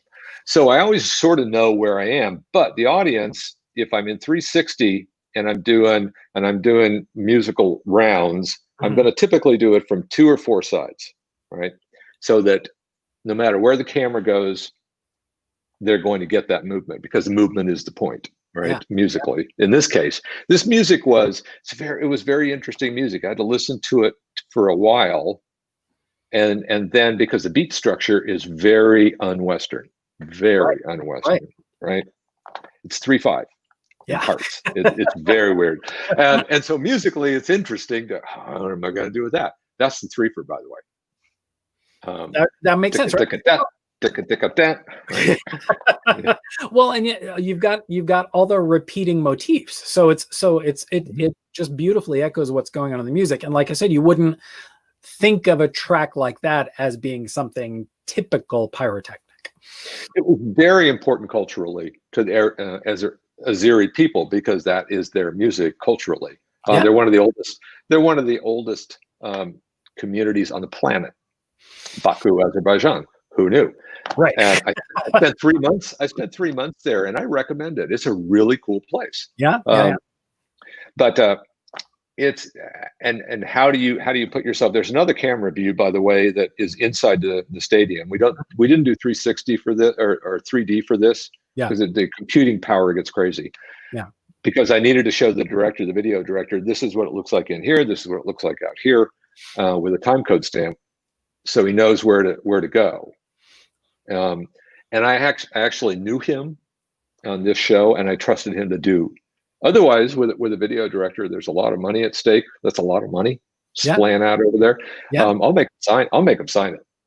I gave it to you. I gave you the time code, And now, typically, I'm also on comms, and when we're doing the show, and I'm talking to the truck. I'm talking to the video truck. I'm typically talking to an AD, saying, here's our agreed, and I do a count back to release them into a sequence that we agreed was going to go live. For whatever camera, they're the director. They get to do that, but I count them back now, and it's kind of become a standard for me. Got it. So, okay, we've got a question that came in from our audience. So the question is: we see a wide range of fireworks shows, from the tossed salad, which I love, to the work of people like you, Eric. So, as an experienced and discerning audience member, what do you look for as a quality indicator when it comes to the shows you see? So, what would you consider to be the signs of a good fireworks show? Not overusing the product. Okay.